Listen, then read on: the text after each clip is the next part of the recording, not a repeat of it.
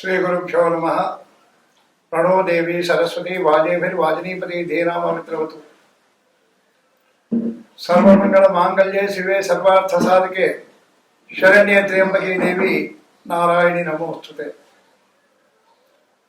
మొట్టమొదటిగా టీవీ ప్రేక్షకులందరికీ కూడా ఉగాది అనగా క్రోధినామ సంవత్సర శుభ ఆశీస్సులు శుభాకాంక్షలు.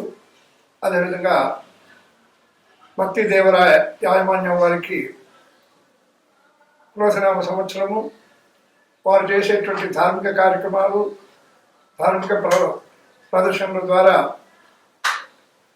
అభివృద్ధిలోకి రావాలని మనసారా ఆ జగన్మాతను ప్రార్థిస్తూ హరి ఓం తత్సత్. 9వ తేదీ ఏప్రిల్ 2024 రోజున ఉగాది. యుగ ఆది అనగా తెలుగు సంవత్సరాలలో 60 సంవత్సరాలు ఉంటాయండి. ఈ 60 సంవత్సరాలలో క్రోధినామ సంవత్సరము మంగళవారం నాడు ప్రారంభమవుతుంది. ఈ మంగళవారం ప్రారంభమయ్యేటువంటి ఈ క్రోధినామ సంవత్సరానికి రాజు కుజుడు కాబట్టి మంత్రి శని. కాబట్టి ఈ సంవత్సరము వర్షాభావము, ఆకస్మిక నష్టము, పంటలన్నీ కూడా తక్కువ చేతికి అందడము, రాజకీయ కలహాలు, రకరకాల ఈతి బాధలు, చోరాగ్ని భయము, ఇవన్నీ కూడా జరిగేటువంటి అవకాశాలు ఎక్కువగా ఉన్నాయి. మరి ఈ సంవత్సరము 12 రాసుల వారికి అనగా మేష, వృషభ, మిథున, కర్కాటక, సింహ, కన్య, తుల, వృశ్చిక, ధనస్సు, మకర, కుంభ, మీన రాశుల వారికి గ్రహచార ఫలాలు తెలుసుకుందాము. మరి ఈ సంవత్సరం అంతా కూడా అశ్విని, భరణి, కృత్తిక 1వ పాదం అనగా 9 అక్షరాలకు ఒక రాశి ఉంటుందండి. ఈ అశ్విని, భరణి, కృత్తిక మొదటి పాదం వాళ్ళది మేషరాశి. ఈ మేషరాశి వారికి ఈ సంవత్సరం అంతా కూడా ఏ విధంగా ఉంటుంది అనేటువంటి విషయం ఆలోచన చేసినప్పుడు వీరి ఆదాయం 8, వ్యయం 14 ఉంటుంది. అదేవిధంగా రాజపూజ్యం 4, అవమానము 3 మేషరాశి వారికి. ఈ మేషరాశి వారికి మే 2వ తేదీ వరకు గురువు 1వ స్థానంలో ఉన్నందుకు సాధారణంగా అశుభుడు అని చెప్పవచ్చు. ఉద్యోగంలో కానీ వ్యాపారంలో కానీ ఇతరత్ర ఏ సమస్యలైనా వీరికి వెంబడే అభివృద్ధి ఉండదు. వీరు చేసేటువంటి పనులలో ఆటంకాలు వస్తాయి. విద్యార్థులకు, వ్యాపారవేత్తలకు, పారిశ్రామికవేత్తలకు అందరికీ కూడా కాస్త ఇబ్బందిగానే ఉంటుంది మే 2 వరకు. వీరికి ఆకస్మిక ధన నష్టం కలిగేటువంటి అవకాశం ఉంటుంది. వీరు ఏ స్థిర నిర్ణయాలు కూడా తీసుకోలేని పరిస్థితి ఉంటుంది. కుటుంబ కలహాలు, కుటుంబంలో చిక్కులు, ఈ విధంగా అనేక విధములైనటువంటి ఇబ్బందులు ఎదుర్కోవాల్సి వస్తుంది మే 2 వరకు. వీరికి మే 2 నుండి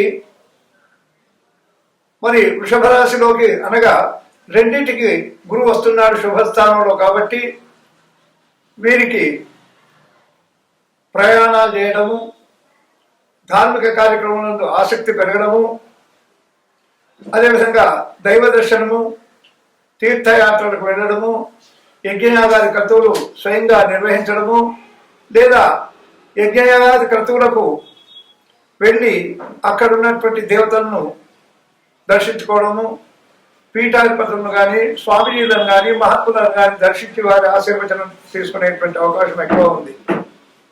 అదేవిధంగా వీరికి కుటుంబ సౌఖ్యం బాగా ఉంటుంది, ఆరోగ్యం బాగా మెరుగ్గా ఉంటుంది.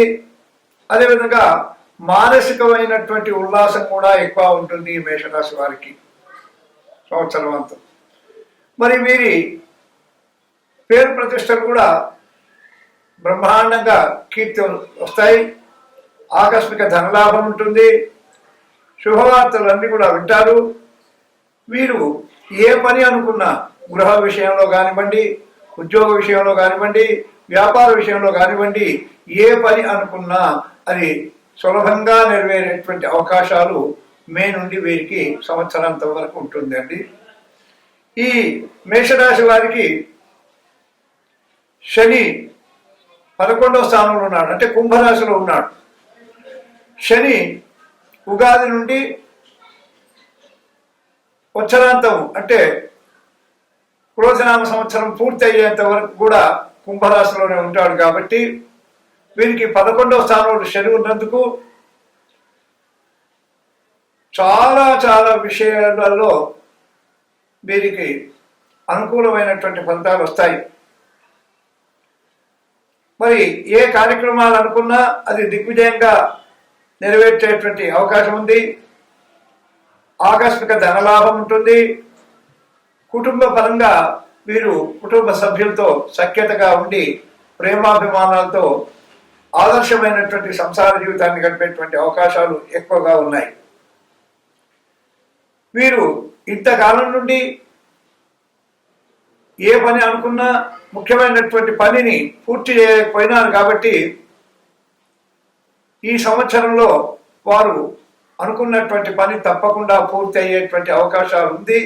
దానివల్ల వీరికి ధనాదాయము, కీర్తి ప్రతిష్టలు కూడా పెరిగేటువంటి అవకాశము చాలా ఉంది.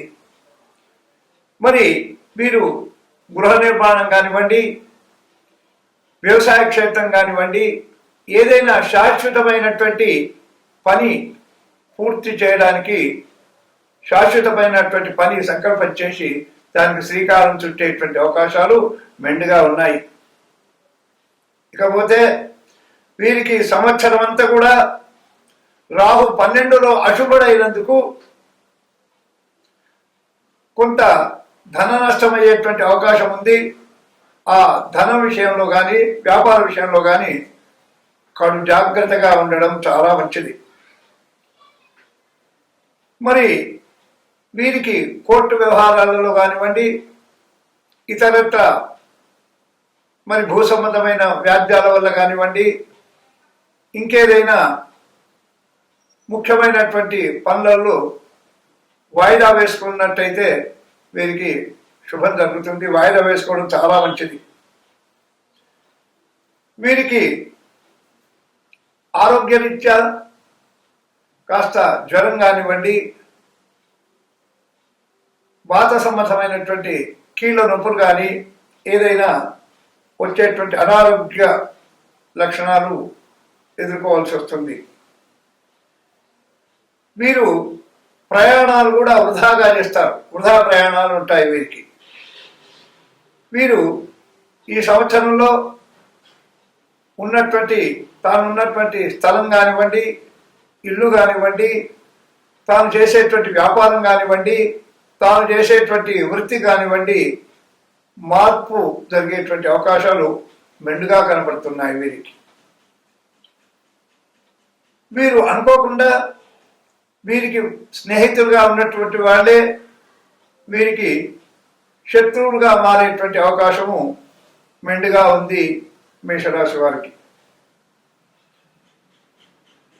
మరి కేతు ఈ సంవత్సరం వీరికి 6వ స్థానంలో ఉన్నందుకు అది శుభస్థానం. కాబట్టి వీరు అనుకున్నటువంటి పనులను నెరవేర్చడానికి చాలా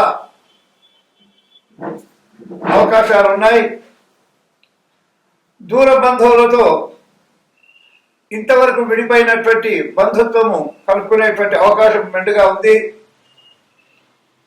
వీరు విదేశయాన ప్రయాణాలు కానివ్వండి, తీర్థ యాత్రలకు కానివ్వండి, ఇతర ఏవైనా ప్రయాణాలు చేసేటువంటి ఎక్కువగా అవకాశాలు ఉన్నాయి. వీరికి అన్ని రంగాల్లో విజయం లభించేటువంటి అవకాశం మెండుగా ఉంది మేషరాశి వారికి. అదేవిధంగా అన్ని విషయాలలో విజయాన్ని సాధిస్తారు. వీరు ఈ సంవత్సరము